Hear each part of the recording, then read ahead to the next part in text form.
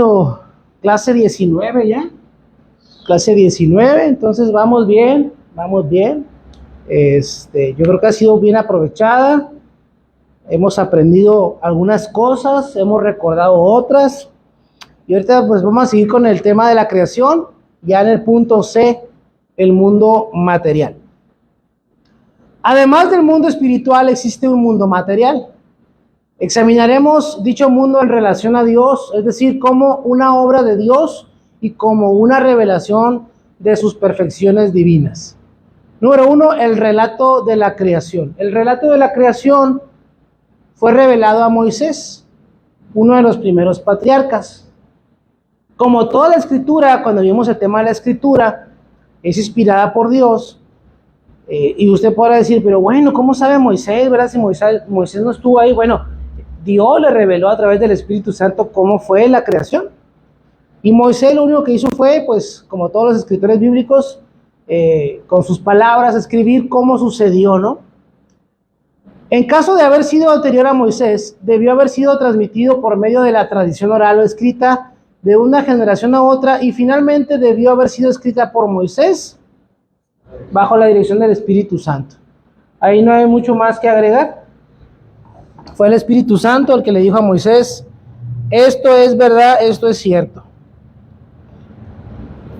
La creación original, y ahorita vamos a ver algunos detalles que se platican a veces en algunos círculos cristianos. Algunos consideran a Génesis 1:1 como el encabezamiento o título de todo el relato de la creación. Pero de ser cierto, no habría relato alguno de la creación original ni de la creación de los cielos. Por esta razón es mejor considerar a Génesis 1:1 como el relato de la creación original e inmediata del universo, llamada en estilo hebreo los cielos y la tierra. Esta expresión, el término cielo, se refiere a aquel orden invisible de cosas en que la gloria de Dios se revela de la manera más perfecta. Y Génesis 1:2 describe la condición original de la tierra. ¿Okay? Entonces Génesis 1:1 dice, en el principio creó Dios los cielos y la tierra. Y en ese orden los creó. Por eso vemos primero, como las semanas pasadas, la creación del mundo espiritual, los ángeles y todo eso, ¿no? Y después la tierra, en ese orden también. Algunos dicen, ¿qué dice Génesis 1:2? ¿Se acuerda? Y la tierra estaba desordenada y vacía, y el Espíritu del Señor se movía sobre la faz de las aguas. Bueno, algunos andan enseñando ahí porque quieren empatar lo que dice la Biblia con lo que dicen los científicos, que entre Génesis 1:1 y Génesis 1:2 pasaron millones de años. Fíjese muy bien.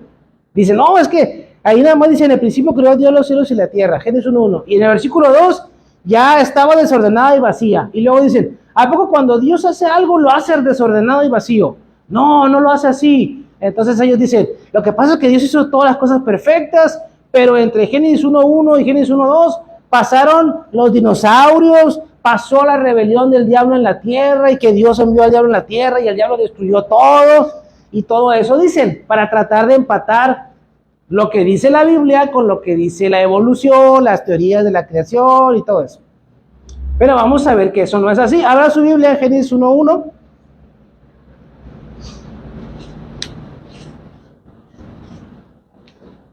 En lo que voy leyendo aquí, el punto B. La creación se cumple en 6 días. Algunos llegan a la conclusión de que los días que menciona Génesis consistieron en largos periodos de tiempo que equivalen a las eras geológicas. Descubren que la escritura permite y aún promueve esta interpretación, dado que la palabra día algunas veces denota un periodo indeterminado de tiempo. El sol no fue creado sino hasta el 4º día, de tal manera que la duración de los días previos no podía haber sido determinada por la tierra, la rotación de la tierra con el sol o la relación. Y 3, el 7º día continúa hasta el tiempo actual y por esa razón lleva ya más de 6,000 años de duración. Todas esas teorías se tratan de decir estas personas, cristianos, para dar a entender que las eras geológicas, que no son invención, sino que realmente sucedieron y que pasaron entre el día 1 y el día 4. pues como no había sol todavía, pues quién sabe cuánto duraba un día, ¿no? Así que pudo haber durado millones de años, no sabemos cuánto. Bueno, sin embargo, el hecho de que la palabra día puede denotar un periodo indeterminado de tiempo, no prueba que Génesis 1 lo usa de esta manera. No quiere decir que porque en algunas otras partes de la Biblia usan un día para referirse a un periodo indeterminado, como decir un día, o para Dios un día son como 1000 años. No. Y ahorita vamos a ver por qué. Ni tampoco, bueno, vamos a hacer un paréntesis para leer esta nota al pie. Esto es parte de las fuentes que utilizó el autor, y quiero que hagamos un paréntesis aquí de lo que estamos leyendo para leer esta nota. ¿Ok? El relato del Génesis es un tema que la iglesia cristiana ha debatido desde sus inicios, pero en especial desde la llegada de la época de la Ilustración. El presente tema puede abordarse desde varias perspectivas propuestas por cristianos que desean honestamente conocer la verdad a partir del texto bíblico. Existen 3 escuelas o perspectivas en cuanto al relato del Génesis. 1, la lectura literal. Naturalmente es la que posee una tradición más antigua. En esta teoría percibe los días del Génesis como días de 24 horas. Además tiene la tendencia a tratar el texto bíblico como si expresara declaraciones científicas en cuanto a los orígenes del mundo. La número 2, la teoría del periodo. Aunque los días del Génesis parecen ser de 24 horas, son en realidad grandes periodos de tiempo de los que no podemos determinar su duración. Esta teoría habla de grandes periodos de creación y por consiguiente rechaza la noción de que la Tierra es relativamente joven. ¿Okay? Si usted saca los cálculos de la Biblia, más o menos cuánto tiempo tiene el planeta, los que lo han hecho, ¿verdad? Dicen, la Tierra tiene alrededor de 6,000 y pico de años apenas. Entonces los científicos se nos quedan mirando y dicen, están bien locos, tienen millones, si no decir miles de millones de años. Entonces estos cristianos, cristianos honestos que quieren empatar estas dos cosas, dicen, bueno, pues sí, puede ser que tengan miles de millones, ¿verdad? Pero ¿qué pasaron en los primeros días? Coincide con muchas de las afirmaciones científicas contemporáneas. Sin embargo, rechaza las teorías de la macroevolución por razones tanto bíblicas como científicas. Y número 3, las teorías literarias se afirma que Génesis 1 no describe literalmente el proceso de la creación, más bien es una revelación divina que Dios ha adaptado a la situación y al entendimiento humano. Esta revelación se manifiesta por medio de las escrituras de una semana común, dado que Génesis 1 revela eventos que ningún ser humano estuvo presente, no debe ser interpretado como testimonio de una persona o como una declaración científica. Y ya le dice, ¿no? Si quiere más detalles acerca de estas 3 escuelas, de estas 3 formas de leer Génesis, pues ahí está. Entonces, en pocas palabras están, 1, los que decimos, si dice ahí que Dios tomó del polvo y creó al hombre, así Dios lo hizo, Dios tomó del polvo y creó al hombre, no pasa nada. Número 2, los que dicen que cada día fue un periodo de tiempo para que empate con las eras geológicas. Y número 3, los que dicen que Génesis no es sino un relato que Dios adaptó de cómo hizo la creación para que el ser humano pudiera entenderlo sin decirnos exactamente cómo lo hizo. Bueno, yo no sé usted, ¿verdad? Hay una regla en hermenéutica, que hermenéutica es la materia que nos ayuda a interpretar la Biblia. Creo que la habíamos leído o visto semanas pasadas, que dice esta regla que si algo se puede interpretar de manera literal, debe interpretarse de manera literal, ¿verdad? Si usted lee ahí que dice, no, pues es que Sansón era el hombre más fuerte de la tierra, usted debe interpretar que Sansón era el hombre más fuerte de la tierra, no que era uno de los más fuertes o que era muy fuerte. Si no, dijera así, ¿no? Es el más fuerte de la tierra. Bueno, sigamos entonces cerrando este paréntesis. Dice ahí arriba, ni tampoco la ausencia de sol prueba que los días previos a su creación fueron largos periodos. Y el séptimo día, el día que Dios santificó, no continúa hasta el presente, sino que terminó hace miles de años. ¿Ok? Entonces, como le digo, hay quienes dicen la tierra tiene millones de años, los cristianos están equivocados, ¿cómo va a tener menos de 7,000 años? Si hacemos pruebas, ¿verdad? Si están están los restos de animales que murieron hace millones de años. Si la misma tierra le saca uno no sé qué prueba y sale que tiene miles de millones. Bueno, yo tengo una pregunta, ¿sí? Una pregunta bien fácil. ¿Usted cree que Dios puede hacer todas las cosas? O sea, que si un día Dios dijo, voy a crear un planeta, pero lo voy a crear como si fuera viejo, aunque tuviera millones de años. ¿Cree que Dios pudiera hacer eso? ¿Se ha puesto a pensar cómo a veces Dios pudiera jugar con el ser humano? Con el entendimiento o el razonamiento del ser humano. Porque la Biblia dice que Dios creó a Adán, no lo creó un bebé. Cuando Dios creó a Adán, era un hombre, dice que creó un hombre. Pero uno está acostumbrado a la naturaleza a que los hombres no nacen hombres, nacen pequeños, nacen así a veces bebés. Pues como ve, Dios tiene la facultad de hacer lo que Él quiera. Y si es verdad, no sé, yo no soy científico, ¿verdad? Que sacan pruebas y la Tierra tiene millones de años. Yo digo, pues Dios pudo haberla creado así. Vamos a hacer una Tierra que tenga millones de años a la de allá. Y así la hizo Dios. ¿Por qué no, verdad? Entonces la Biblia dice que lo insensato o ignorante del mundo, Dios lo usa para avergonzar a lo sabio o a lo inteligente del mundo. ¿Verdad? Qué bonito. Bueno. Los argumentos en defensa de la interpretación literal, que somos muchos, ¿verdad? Los que creemos literalmente lo que dice la Biblia. La palabra hebrea yom, que es la que se usa en el Génesis, se refiere en general a un día común y debe ser entendida así, a menos que el contexto exija otra interpretación. Entonces, si ahí dice un día, es un día nomás. ¿Ok?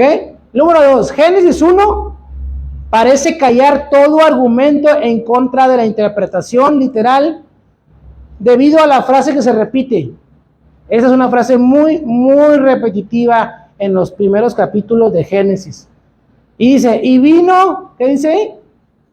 La noche y llegó la mañana. Y fue un día. Es más, vamos a leerlo, ya lo tiene ahí en Génesis 1, ¿verdad? A ver, préstame la nariz. Yo la voy a leer aquí. Fíjense muy bien. En el principio creó Dios los cielos y la tierra.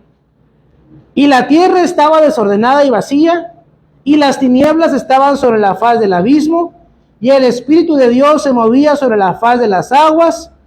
Y dijo Dios, sea la luz, y fue la luz. Y vio Dios que la luz era buena, y separó Dios la luz de las tinieblas. Y llamó Dios a la luz día, y a las tinieblas llamó noche. Y luego viene, y fue la tarde y la mañana, un día. Entonces, ¿pudieron haber pasado millones de años ahí? Pues no, porque dice que vino la tarde. O sea, literalmente está diciendo, se hizo tarde, se acabó el trabajo, primer día. Quizá, ¿verdad? Si no tuviera esa frase de la mañana, de la noche, de la tarde, pudiéramos dar una interpretación de que sí, pues los días eran larguísimos, porque no había sol, porque no había luna, porque esto, porque el otro, pero ahí está. Vino la tarde, se hizo de noche y se acabó el primer día, vámonos. Cada día tenía solo una noche y solo una mañana. Si estos días fueran grandes eras geológicas, entonces habría habido noches interminables de miles de años de duración. ¿Y qué hubiera pasado si no hubiera sol durante miles de años? ¿Qué pasa con las plantas, con los animales? ¿Verdad? Las plantas se alimentan del sol, es lo que comen. Hacen la fotosíntesis, ¿verdad? Nos enseñan en la secundaria. Fotosíntesis. Y de ahí viven. Y usted y yo comemos plantas o comemos animales y comen plantas y ahí tomamos nuestra energía. Del sol, fíjense nada más de dónde. Entonces, ¿qué hubiera pasado con la vegetación durante las largas noches después del tercer día? No hubiera habido, ¿verdad? Bueno. Otro argumento más que usted puede utilizar o que lo puede usar para sí mismo, ¿verdad? En cuanto a Génesis, debe ser interpretado de manera literal, es el número 3. es que en Éxodo 20 se le ordena a Israel trabajar 6 días, porque en 6 días hizo el Señor los cielos y la tierra. Esto daría a entender que la palabra día debería interpretarse de acuerdo a su significado común, un día, ¿verdad? Día es un día. Los últimos 3 días evidentemente fueron días comunes debido a la relación de la tierra con el sol. Y si estos fueron días comunes, ¿por qué no los demás? Entonces, ahí no hay mucho más que explicar, ya se dijo. 6 días son 6 días. Y Dios hizo toda la creación en 6 días y dice que el séptimo día, Él descansó. No más. C. La obra de Dios en cada uno de los 6 días. Esta obra se llevó a cabo de la siguiente manera. Ya ahorita leímos algo, ¿verdad? De Génesis 1 hasta el 3, creo. Pero dice ahí, la luz fue creada en el primer día. Y debido a la separación de la luz de las tinieblas, se crearon el día y la noche. Esto no contradice la idea de que el sol y las estrellas fueron creados hasta el día 4, porque estos no son en sí mismos la luz, sino que son portadores de ella. El relato de la obra realizada en cada día, finaliza con las palabras, y vino la noche y llegó la mañana. Los días se cuentan de una mañana a otra. Después de 12 horas vino la noche, y después de 12 horas vino la mañana. Entonces el autor dice, algunos dicen, no, ¿cómo va a haber luz si no hay sol? Si no había estrellas. ¿Y usted qué se le ocurre? Aparte de lo que hablamos ahorita de que Dios puede hacer lo que le pegue su gana y le sale todo bien. En Apocalipsis, si usted ha leído el relato de Apocalipsis, cuando habla de la Nueva Jerusalén, donde vamos a vivir la eternidad, dice que ya no hay necesidad de sol, porque Dios mismo es la luz. Así dice. Entonces, si usted quiere pensar, pues, ¿cómo había luz si no había sol? Pues estaba Dios. No hay mucha complejidad en eso, ¿verdad? Él es la luz. Y ya al cuarto día dijo, pues vamos haciendo las estrellas, ¿no? Entre las cuales está nuestro sol. Y ahí está. Eso fue la creación de la luz. Número 2. El segundo día se realizó una obra de separación. El firmamento fue establecido cuando se separaron las aguas de arriba de las de abajo, es decir, las nubes y los mares. Nótese que la palabra hebrea firmamento no denota una bóveda sólida, como algunos afirman, sino que equivale a extensión. Y separó las aguas, dice el relato bíblico. Pero es bien curioso porque dice que separó las aguas de abajo de las aguas de arriba, ¿verdad? Y usted dirá, bueno, pues que las nubes también son agua, ¿no? Lo que es ¿cómo le llama? La atmósfera, los gases. Pero esto va más allá, porque hay algunas teorías cristianas que dicen que cuando Dios creó el cielo así, realmente había agua arriba, como los mares, como los ríos, que había agua. Por eso dice la Biblia que en la época de Adán, de Noé, todos esos primeros hombres que nos narra Génesis, ¿cuántos años vivían? 800 años, 900 años, 600 años. Esta teoría dice que los rayos ultravioleta no penetraban la tierra y no le quemaban a la gente la piel, porque eso es lo que envejece al ser humano. ¿Sabía usted eso, verdad? La gente que se cuida mucho su piel, los coreanos, por ejemplo, que todo el tiempo están tapados con cremas, ellos tienen la piel muy joven, se ven jóvenes, porque cuidan mucho su piel. Pero pues aquí en Mexicali pues andamos en el sol, ¿verdad? Tenemos 30 y parecemos de 60. ¿Qué se le va a hacer? Lo cierto es que esta teoría dice que se filtraban los rayos del sol, y si usted ha visto cómo se ha iluminado un vaso con agua, ¿verdad? Un vaso de cristal, es como una lámpara. Entonces, así dicen estos, ¿verdad? No es bíblico, pero es una teoría. Por eso la gente vivía tanto, porque no hacía calor ni hacía frío. Estaba todo regulado por esa capa de agua que estaba ahí arriba. Entonces la gente vivía cientos de años. Y llegaba uno con su mamá, mamá, me voy a casar. ¿Cómo que te vas a casar si apenas tienes 200 años? Eres un niño. Es que me gusta mucho, mamá, pero ella tiene 300 años, es más grande que tú, ¿verdad? Y pasaban cientos de años. Y si usted lee el relato de Génesis acerca del diluvio, en el diluvio dice, y se rompieron las aguas de arriba y cayeron. Así dice. Léalo en su casa con tiempo. Y dice que se rompieron las fuentes de las aguas y ¡pum! Cayeron. ¿Y qué pasa cuando usted deja caer agua de repente así sobre la tierra con mucha fuerza? ¿Qué se hace? ¿Qué sucede? Se abre, ¿verdad? ¿Qué será? ¿Como un gran cañón? Que dicen que se formó durante millones de años con un chorrito de agua. ¿Sabe qué? Esa es la teoría del gran cañón. Que era un riachuelo como cualquier otro riachuelo, pero como pasaron millones de años, pues se hizo el gran cañón. Mi teoría personal, para que todos aquellos que me escuchen, es mi teoría, es que ahí cayeron las aguas. Y de repente, pues imagínense millones, miles de millones de litros de agua cayendo sobre la tierra, pues se abrió. Bueno, eso es parte de las teorías que encajan perfectamente, pero siguen siendo teorías. ¿Ok? Eso fue en el día 2, Dios separó las aguas de arriba de las aguas de abajo. Número 3. Se continúa la obra de separación en el tercer día. Ahora, las aguas se quedaron abajo, Dios las separó. ¿Para qué? Para que se descubriera la tierra seca. Entonces Dios creó los océanos, los mares, y a lo seco llamó tierra, dice la Biblia. Además de esto, se establece el reino vegetal de plantas y árboles. Por el poder de su palabra, Dios hizo que la tierra produjera plantas, vegetales y árboles frutales. E hizo que dieran frutos según su especie. Es evidente que Dios había creado diferentes especies de plantas y estas solo podían producir su propia clase, ¿verdad? Porque si usted siembra manzanas, pues el árbol daba manzanas. La doctrina de la evolución, por supuesto, niega ambas afirmaciones. En la doctrina o la teoría de la evolución dice que todos venimos de un único ser vivo primario, que se originó en el océano, que después evolucionó y salió del agua, etcétera, etcétera, ¿verdad? Y las plantas también se incluyen en estas teorías. Entonces dicen que a lo largo de miles de millones de años, una naranja ya no fue naranja, sino que fue pera. Porque se fue evolucionando despacito, despacito.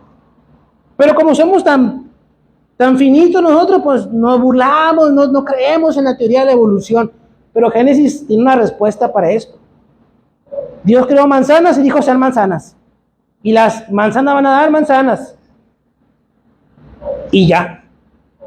Las peras van a dar peras, los naranjos van a dar naranjos y déjese de cosas. Así de sencillo, dice Dios. Cada una según su especie. Y cuando hace los animales al siguiente día, también dice lo mismo. Hasta el quinto, ¿verdad? Bueno. El cuarto día se crearon el sol, la luna, las estrellas, como portadores de la luz para que sirvan a varios propósitos, para dividir la noche del día, para advertir las condiciones del tiempo, los eventos futuros importantes, para señalar el paso de las estaciones y los días, los años, para iluminar la tierra. Dios dijo, vamos a poner así, así, así, así, así, así. ¿Sabe qué interesante es a veces mirar documentales acerca del universo? A mí me gusta mucho, porque lo único que hace es reafirmarme la existencia de Dios. En los años 70, la NASA envió al espacio una sonda, creo que se llama la Voyager 1, creo, no, investíguelo ahí. Y en esta sonda había todo tipo de información del género humano. El genoma humano no había sido descubierto, pero había puesto ahí unos mapas de cómo estábamos conformados. Habían puesto ahí parte de la cultura. Creo que hasta música de los Beatles mandaron al espacio. Por si algún día se encontraran con vida extraterrestre, ellos supieran exactamente cómo matarnos, yo creo, para eso mandaron esa información, ¿no? No sé para qué lo hicieron. Pero el caso, mi hermano, que pues estamos en el año 2025, a menos que usted esté escuchando esta grabación algunos años más adelante, ¿verdad? O 10, 15 años, no sé. Pero por lo pronto 2025, Quiere decir que tiene como 50 y tantos años esa nave en el espacio. Y según leí hace poco, ya se va a apagar. Ya no tiene suficiente batería, ya se descompuso, ya no va a servir. Después de un poquito más de 50 años. Y va a seguir vagando por el espacio pues hasta que se destruya. Pero según los cálculos de los científicos, va a llegar al borde de nuestro sistema solar dentro de 70,000 años más o algo así. Al borde de nuestro sistema solar. O sea, para llegar a otro sol, tienen que pasar miles y miles y miles de años más. Pero somos buenos los seres humanos para decir que Dios no existe. Como si hubiéramos salido, ni siquiera hemos salido del patio de nuestra casa. Fíjese qué bonito es Dios. A veces yo he pensado que Dios creó el cielo y la tierra y que puso las estrellas, y me lo imagino diciendo, voy a encerrar a los seres humanos en esta caja. Me voy a poner el puro en medio ahí junto con un sol. Y le voy a poner espejos por todos lados para que piensen que el universo es infinito. Y como nunca vamos a llegar allá porque no se puede, porque científicamente no pueden llegar, simplemente hacemos teorías. Por eso yo creo que si Dios dice que en el cuarto día hizo el sol, la luna y las estrellas, y Él lo hizo con el propósito que sea, ¿por qué no le voy a creer si Él me está diciendo cómo lo hizo? A menos que yo pueda negarlo, ¿verdad? Que yo pueda refutar eso que dice la palabra de Dios. Entonces sí, pero mientras que yo no pueda, ¿cómo? Entonces hay una máxima del derecho que dice, el que afirma está obligado a probar. O sea, si yo digo algo, yo tengo que probar que ese algo es cierto. Y Dios dice, sí, es cierto, yo lo hice. Ahora, si yo digo que no es cierto, yo tengo que probar que no es cierto. ¿Cómo puedo probar si no hemos salido ni del patio? Bueno, así somos como dice mi mamá, de testarudos. Arrogantes es una buena palabra, ¿verdad? El quinto día se crearon las aves, los peces y habitantes del aire y del agua. Se debe notar que estos también fueron creados también de acuerdo a su clase. Se crearon las especies, otra vez refutando de antemano la teoría de la evolución, ¿verdad?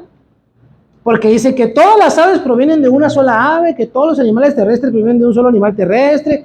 Aquí dice Dios, no, dijo cada ave de su propio género, su propia especie, y ya. Ahora bien, hay que detallar mucho esto. Mucha gente confunde la evolución con la adaptación. Y Dios, en su genialidad, en su creatividad, le ha permitido a las especies, desde que las creó, que se adapten al entorno, que se adapten al lugar donde viven. Y volviendo al tema de nosotros aquí en Mexicali, ¿verdad? Nosotros vivimos en unos climas extremos. Cuando hace frío, hace mucho frío, ¿verdad? Desértico. Cuando hace calor, ni se diga. Pero estamos aquí. Hasta compramos casas para vivir aquí. Trabajamos aquí, nos encanta aquí. Porque llega gente de otras partes y nos dicen, ay, así cómo le hacen. ¿Qué es lo que ha pasado con nosotros aquí? Nos hemos adaptado a este lugar. Va usted a Alaska, ¿verdad? Allá a los polos y ve a los esquimales y dice, ¿pero qué están haciendo aquí? Pues a ellos les gusta vivir y se han adaptado a vivir en esos lugares. Inclusive, no solamente es resignarse a vivir en un lugar, sino que físicamente Dios le ha permitido a las criaturas que se adapten. Que se adapten, es decir, que cambien algo de lo que en un momento eran, que lo cambien para que estén resguardados en el lugar en donde están viviendo. La adaptación no es evolución, ¿verdad? Una persona de color, una persona muy, muy morena, por lo regular, ¿verdad? Se dice que son ascendientes o descendientes, perdón, de personas que viven en el África. La mayoría, o si no decir todos los que somos muy, muy morenos, ¿verdad? Es porque los antepasados son de allá, de aquella región. Pero no quiere decir que no son seres humanos. La gente que está allá en Europa, allá del norte, son muy blancos. porque allá hace mucho frío. Entonces su piel es muy blanca para que puedan recibir el poco sol que reciben en esas latitudes, porque el sol es indispensable para la vitamina D de nuestro cuerpo. Y la gente en África tiene la piel muy oscura para recibir la menos cantidad de sol. Eso no es evolución, es adaptación. Y es lo que Darwin decía, la adaptación de las especies, pero él le puso la evolución. Que el pico que se le fue haciendo así, sí, el pico se le fue torneando porque era necesario que esa ave pudiera comer de esa manera y se adaptó. Pero no quiere decir que una gallina se convirtió en águila. Eso es otra cosa. Eso es lo que muchos no entienden o no quieren entender. La adaptación de las especies es algo natural, pero no quiere decir que sea evolución. Porque yo no he visto ningún pez con piernas todavía. ¿Usted sí?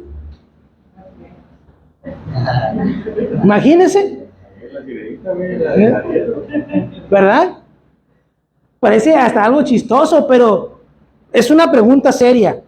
¿Dónde están todos esos animales que se fueron quedando en el camino? ¿Por qué la teoría de la evolución sigue siendo una teoría de la evolución? Porque falta el eslabón perdido, le llaman, el eslabón perdido. Algunos dicen, pie grande es el eslabón perdido. No es ni un ser humano, ni es un animal, está como a la mitad. ¿Y pie grande quién es? ¿Dónde está? ¿O qué? ¿Verdad? Todas esas son teorías medio raras. Pero ellos tienen todo el derecho de burlarse de nosotros porque creemos que Dios hizo las cosas así y así están. Fíjense qué tan bonito es Dios en el sentido de la adaptabilidad, que ha permitido que el ser humano haga cruza de perros y haya nuevas razas de perros que en un principio no existían. O que, por ejemplo, haya frutas o verduras que en la vida natural no hay, pero el ser humano las ha plantado, las ha cultivado y ahora existen. Así es la genialidad de nuestro Dios, la factibilidad. Eso es lo que Dios ha permitido. Por ejemplo, el mango ataulfo, ¿verdad? ¿Sabe usted que es de Chiapas? El ingeniero agrónomo señor Ataulfo, mexicano, él creó el mango ataulfo de una serie de cruces de diferentes mangos. O los plátanos que nos comemos, o las fresas, que en su estado silvestre no se parecen en nada. Inclusive con los perritos, hay unos perritos chiquitos así, medio chatitos, ¿verdad? Que dicen que padecen mucho de los pulmones, de las vías respiratorias, pero como a la gente les encanta, pues siguen teniendo esos perritos, ¿verdad? Pero en la vida natural no se darían y no sobrevivirían, tienen las piernas cortas, cabeza grande, pues. Entonces, eso Dios lo permite. Pero fíjese, ¿cuántos saben que es una mula? ¿Saben qué es una mula? ¿La cruza de qué? Un burro y un caballo, ¿verdad? O una burra y un caballo, etcétera. Dios permite que esta cruza de dos especies tengan un hijo, pero ese hijo ya no puede tener más descendientes. Hasta ahí se acabó. ¿Puede cruzar un tigre con un león? Pero el cachorrito que tengan ya no puede tener más descendientes tampoco. Hasta ahí se acaba. Los llamados híbridos ya no pueden tener descendencia. Hasta ahí dijo Dios, hasta ahí. Lo que quiere decir que una especie que se cruza con otra especie diferente no puede subsistir. Hasta ahí llega. Aunque tengan ellos un bebé, un cachorrito, ya después ya no se puede. ¿Por qué? Porque Dios dijo, cada uno según su especie. Si la evolución fuera cierta, esos animales de los que acabamos de platicar deberían poder seguir teniendo más crías, adaptarse, ¿verdad? Subsistir, pero no, hasta ahí llegaron. 6. Finalmente, el sexto día se caracteriza por el punto culminante de la creación. Se crean las clases superiores de animales. No surgieron en forma natural de la tierra, sino que el fiat creativo de Dios hizo que surgieran en la tierra. Toda la obra creadora fue coronada por la creación del ser humano, hecho a la imagen de Dios. Mientras su cuerpo era formado del polvo de la tierra, Dios creó su alma en forma inmediata. El sexto día, dijo Dios, hagamos al hombre a nuestra imagen y semejanza. Y luego dice, varón y hembra los creó. Porque aunque usted no lo quiera creer, hay muchos machistas en la iglesia, ¿eh? No digo que aquí, hablo de la iglesia en general. Y dicen, los hombres somos la imagen de Dios, también las mujeres. Y no lo digo yo, lo dice la Biblia.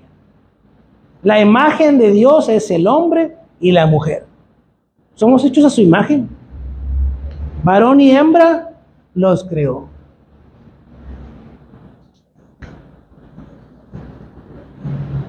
Siete, Dios descansó el séptimo día. Esto significa, en primer lugar, que Dios concluyó su obra creadora y que también le agradó lo que había realizado. Dice, y vio Dios que era bueno. Entonces, ¿qué fue lo último que Dios creó? A la mujer, ¿verdad? Porque primero hizo al hombre y luego lo miró todo agüitado y que estaba todo solo el hombre. ¿Y qué dijo Dios? No es bueno que el hombre esté solo. No es bueno que él esté solo, dijo. Hagámosle una ayuda idónea. Y lo durmió. Y le decía a un hermano el otro día, y Dios tan creativo no agarró otra vez polvo, ¿verdad? Sino que dijo, vamos a sacarlo de este que ya está hecho. Vamos a agarrar una costilla y vamos haciendo una mujer. Su descanso fue como el del artista que encuentra profunda satisfacción en la contemplación de su obra. Dios encontró satisfacción en las obras de sus manos y esparció su buena voluntad hacia sus criaturas. Y así fue en 7 días como Dios creó todas las cosas. Allá en casita, Dios me les bendiga.